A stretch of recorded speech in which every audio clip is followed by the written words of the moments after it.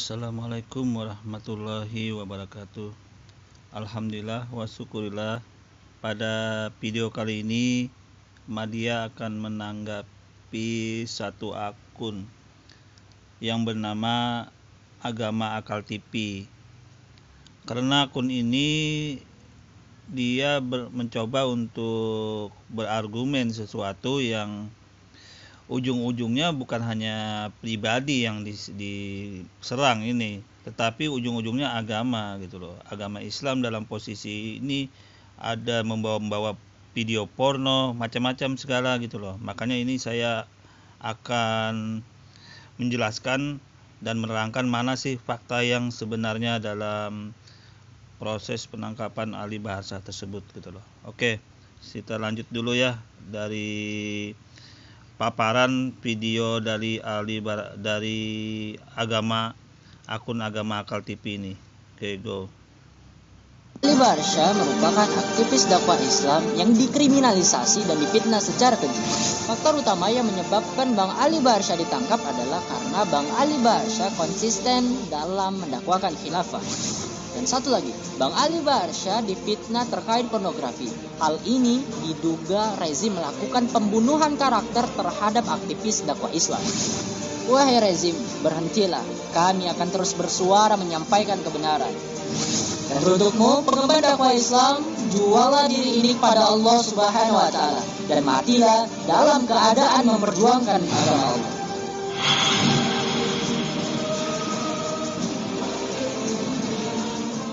Saya berpikir ribuan kali itu aktivis Islam dari mana gitu. Iya, nggak ketemu. Iya. Munafik dia. Iya. Jadi ya, munafik lah nyimpen video bokep kok, masa gak munafik? ya munafik. Iya. Oke, saya garis bawahi dulu mengenai menyimpan video bokep atau apapun itu kan masih sesuatu yang belum jelas. Pembuktiannya juga belum bisa dibuktikan secara fakta. Tapi Anda sudah berani menghakimi orang gitu loh, membuat begini, pembunuhan karakter orang begini gitu loh.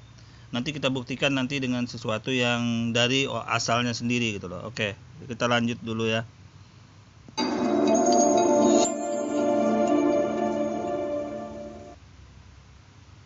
Assalamualaikum warahmatullahi wabarakatuh. Waalaikumsalam warahmatullahi wabarakatuh. Kita kembali lagi di meja kita ya, di pembicaraan kita. Topik pada malam hari ini yang kita bahas mengenai Ali Baharsa, masih satu judul cuman beda konteksnya aja gitu. Jadi mereka memang kalau kalau demo itu suka berjilid-jilid begitu. Nah, begitupun ini topik ini bisa berjilid-jilid gitu, banyak episode-episode dan sebagainya.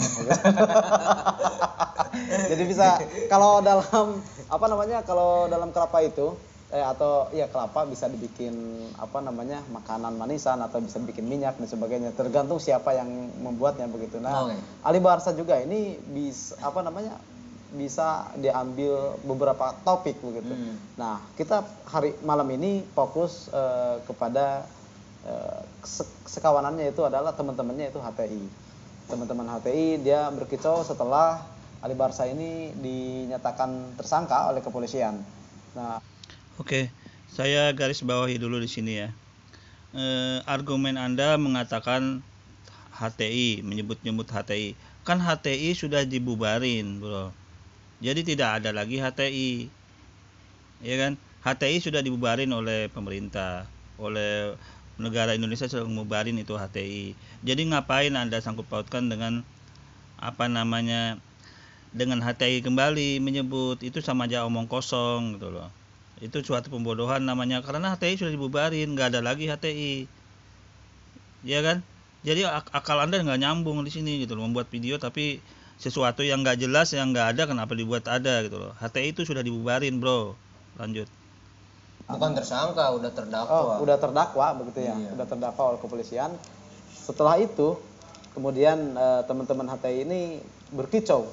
Kalau di burung itu kayak manuk cangkurileng gitu, nyocot terus gitu kan. Apa sih yang dibelakan gitu? Betul. Oke, baik Kang Rikal, silakan untuk dikomentari mengenai hal ini. Sebetulnya ini menarik ya untuk dikomentari, banyak sekali teman-teman HTI di kampus. Terutama saya melihat Instagram dengan nama Gozul Fikri, dia mengkampanyekan agar Ali Bahar Syah dilepaskan dan menyebut pemerintah rezim ini rezim zalim. Terus ada lagi statement Suginur yang rezim zalim memenjarakan aktivis Islam katanya. Bro, aktivis Islam dari mana, bro? Gitu. Bukan dari mana, yang mana? Iya, yang mana gitu loh. Masa sih orang nyimpen file bokep disebut aktivis Islam gitu? Itu dari mana gitu? Oke, kalau Anda menuduh itu Ali Bahar Syah menyimpan bokep Islam, itu kan sama aja Anda merusak nama baik ajaran Islam, bro. Makanya di sini saya berusaha untuk mengklarifikasi itu semua. Saya akan tampilkan video bantahan dari pembela dari Ali Bahar Syah itu sendiri. Oke, saya tampilkan di sini videonya, bro. Biar Anda tidak asal bicara, asal ngomong gitu loh, bro ya. Oke, bro, Anda saksikan ini. Apakah omongan Anda ini asal jiplak, asal ngomong? Kalau bicara itu yang benar, bro. Jangan cuma asal begini ngobrol itu nih. Lihat nih keterangan dari pembela pengacara dari Ali Bahar Syah nih, bro ya. Agar Anda jangan asal ngomong gitu loh. Itu merusak nama baik Islam itu sendiri. Ini dengar ini. Berdasarkan keterangan dari klien kami bahwa klien kami menyatakan bahwa saya tidak pernah mengkoleksi video porno yang dituduhkan itu.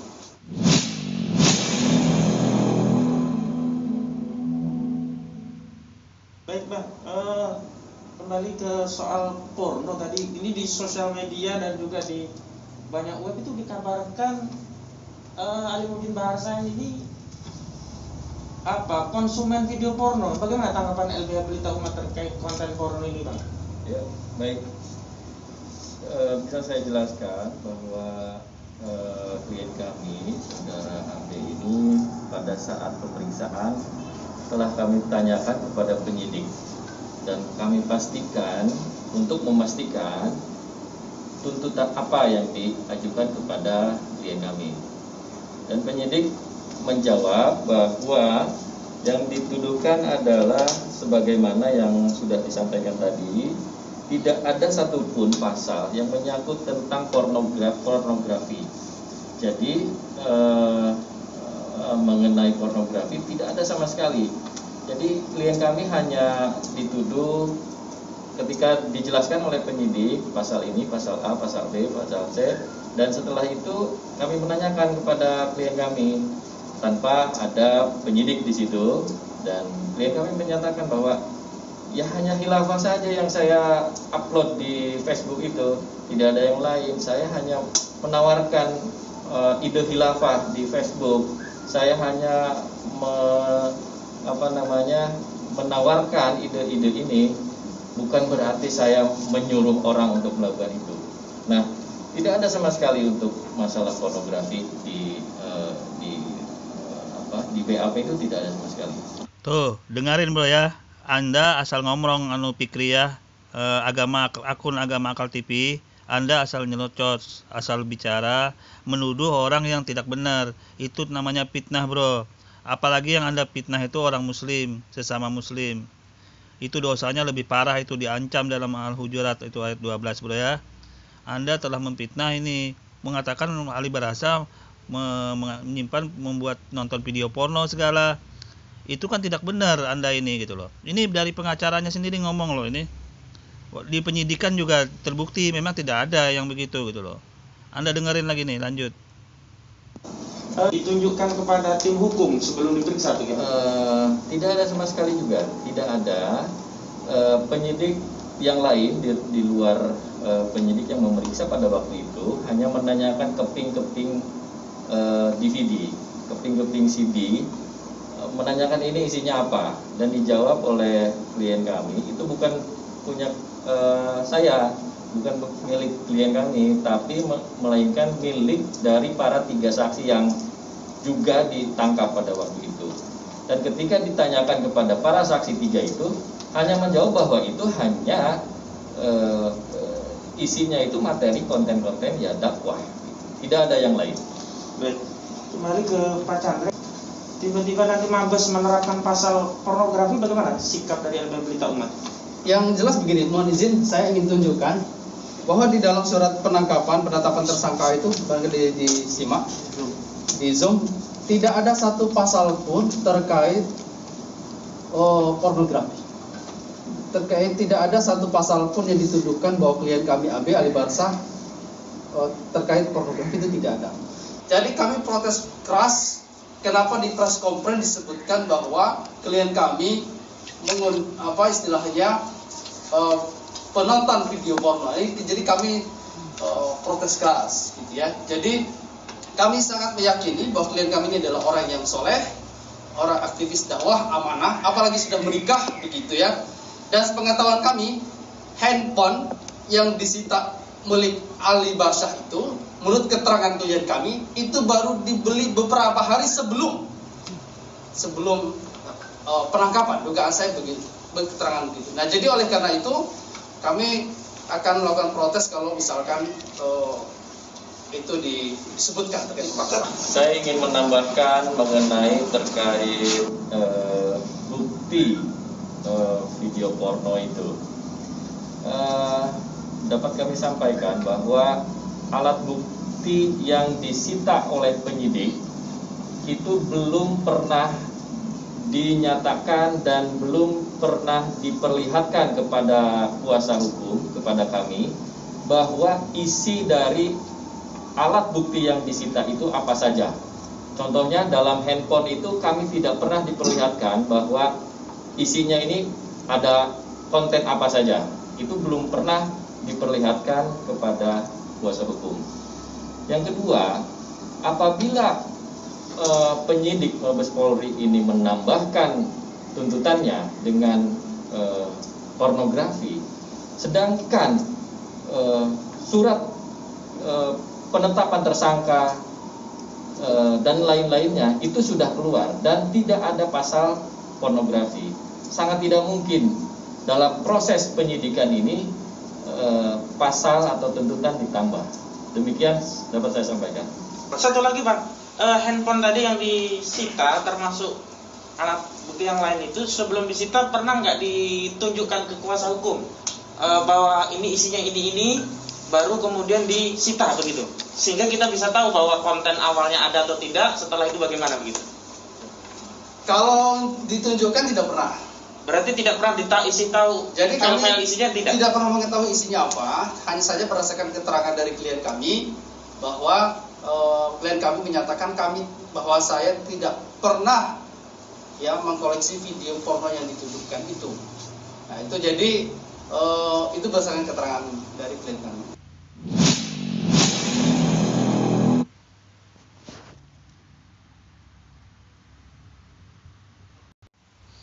Gimana bro? Sudah lihat tadi videonya? Itu artinya Anda kalau berkomen dalam video, apalagi ini video ditonton banyak orang, umat muslim dan orang-orang di luar Islam gitu loh. Nah, dia tadi dari pengacara Ali Barsah kan menolak, sudah mengatakan bahwa tidak ada video-video porno itu. Kalau masalah permasalahan yang terkait dengan kasus Khalifah Hilafah itu urusan kepolisian, itu biar mereka dengan berurusan sama pengacaranya, itu urusan mereka. Saya juga tidak tahu yang sebenarnya masalah itu. Tapi masalah porno ini loh bro, Anda tidak boleh langsung memfitnah, langsung membuat begitu, menjustis begini di dalam video. Itu sama aja Anda merusak nama baik agama Islam. Anda menyangkut pautkan sesuatu yang tidak benar, belum jelas, tapi itu kan bernuansa aktivis Islam, Muslim. Anda katakan begini, nah itu tidak baik sifatnya begitu. Tadi sudah dijelaskan dari pengacara Ali Barsah gitu loh. Oke, saya lanjut dulu ya bro ya. Banyak sekali ya video-video aktivis HTI yang bersuara karena si Ali Barsah ini ditangkap dan ujung-ujungnya menyalahkan pemerintah rezim zalim, telah memenjarakan aktivis Islam. Saya berpikir ribuan kali, itu aktivis Islam dari mana gitu. Iya, nggak ketemu. Iya. Aktivis Islam tuh aktivis PMII gitu loh, aktivis HMI, IMM, Ikatan Mahasiswa Muhammadiyah, Pergerakan Mahasiswa Islam Indonesia, Himpunan Mahasiswa Islam yang nasionalisme gitu loh. Itu bukan HTI bukan aktivis Islam. Anda ini bodoh bro ya. Itu HTI sudah dibubarin. Ngapain Anda sebut-sebut lagi? Kan sudah dibubarin organisasinya. Sudah dilarang di Indonesia. Maka apa yang Anda sebut? Nggak penting Anda nyebut begitu.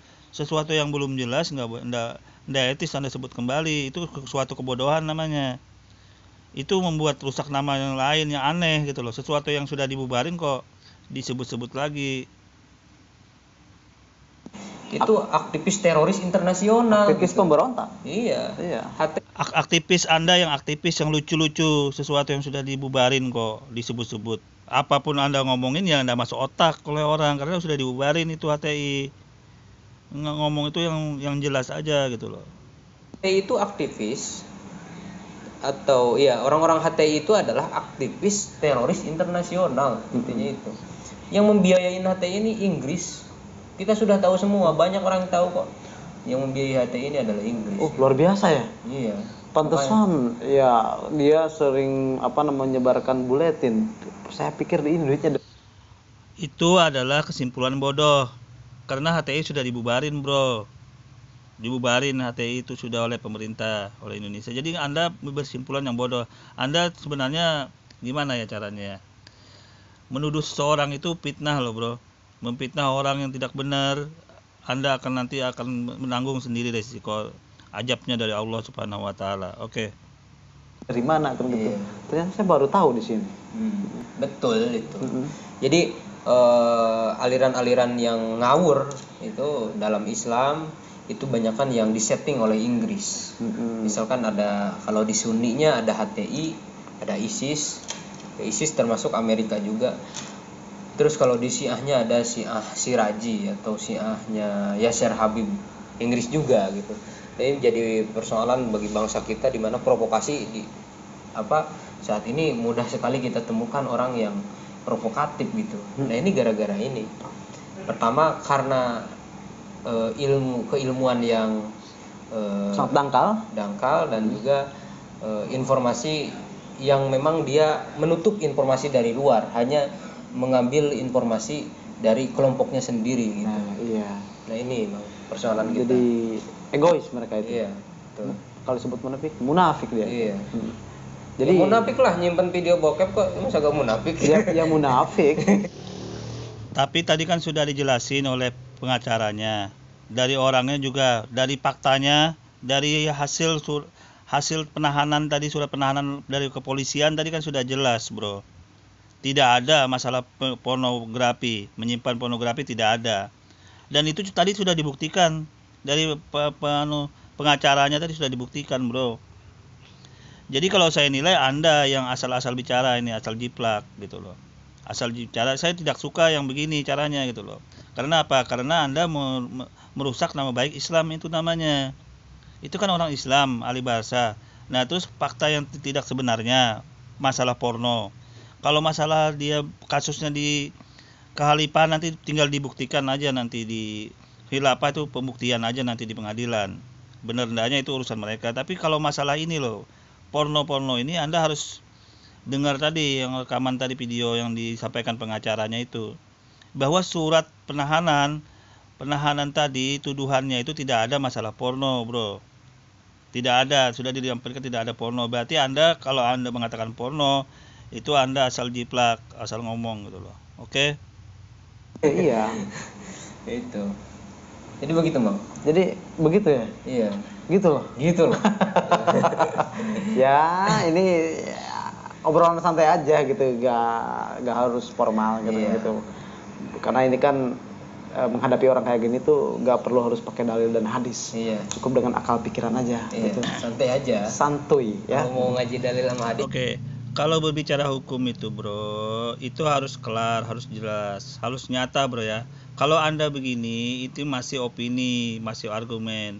Nah, tadi video sudah saya tampilkan bahwa dari pengacara Muslim itu Ali Baharsah mengatakan bahwa dakwaan mereka terdakwa kasusnya itu tuduhan untuk Ali Baharsah tidak ada masalah video porno. Jadi kalau Anda berbicara di sini masalah porno, video porno segala macam itu sama aja menyudutkan ajaran Islam. Karena apa? Karena itu sama Anda sentimennya ke sana jalurnya gitu loh. Tidak benar gitu caranya gitu loh. Nah, ini Anda ini rusak sekali, merusak nama baik gitu loh, merusak nama baik orang gitu loh. Oke? Di pondok aja Di gitu. pondok aja gitu. Ya harus sama-sama lah. 1 lawan 1 lah kan gitu.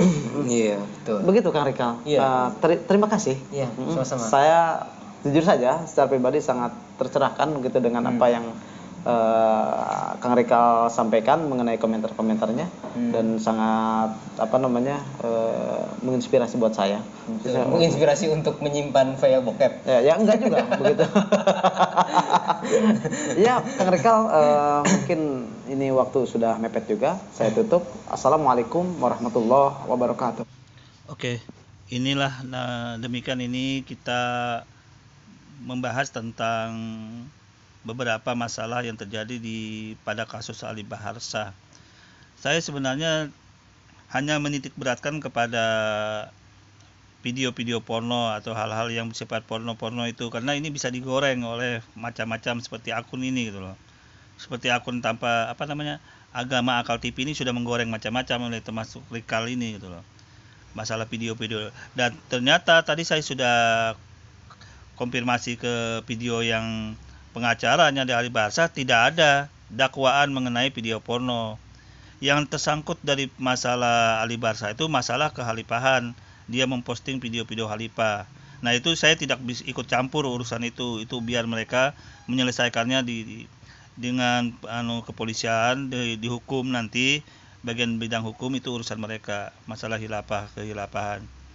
Cuman kalau saya pribadi untuk khilafah dan khalifah itu tidak ada bakal berdiri di Indonesia. Di dalam hadis Nabi Muhammad SAW, masalah khalifah, khilafah itu akan berdiri tegak nanti di Suriah, di Palestina. Sekali lagi saya umumkan kepada siapapun yang biar Anda tahu bahwa sesuai dengan hadis Nabi Muhammad SAW, dengan dinubuatkan sesuatu itu bahwa khalifah, khilafah itu nanti akan berdiri di Palestina, di Suriah, dibebaskan nanti Suriah, Palestina itu dari Israel. Siapa yang membebaskan? Yang membebaskan itu Imam Al-Mahdi namanya. Imam Al-Mahdi. Jadi tidak ada di Indonesia gitu loh. Jadi kalau ada orang yang bersentimen mengait-ngaitkan khalifah, khilafah dengan Indonesia, nggak mungkin. Tidak masuk akal gitu, tidak sesuai gitu. Karena di dalam hadis pun tidak ada di Indonesia berdiri gitu loh. Makanya aneh aja kalau yang ada khilafah berdiri di Indonesia itu aneh gitu loh. Dan saya pun tidak percaya karena tidak ada hadisnya. Kita kan dalam ajaran Islam itu berpegang kepada Al-Quran dan Al-Hadis. Nah, kebetulan hadis dan Al-Quran mengatakan khalifah, khilafah akan datang di akhir zaman itu nanti berdiri di Palestina, di Suriah sana, bukan di Indonesia. Di Indonesia tetap kita berdasarkan Pancasila, Undang-Undang Dasar 45 itu tidak ada masalah. Makanya aneh aja kalau ada yang mau menggoreng-goreng masalah khilafah terus gitu loh. Yang padahal sudah jelas tidak ada khilafah di Indonesia, nggak ada. Dalam ajaran Islam pun tidak masuk itu gitu loh. Oke, ini tanggapan saya agar lurus semua biar jelas. Kurang lebihnya saya mohon maaf. Wassalamualaikum warahmatullahi wabarakatuh.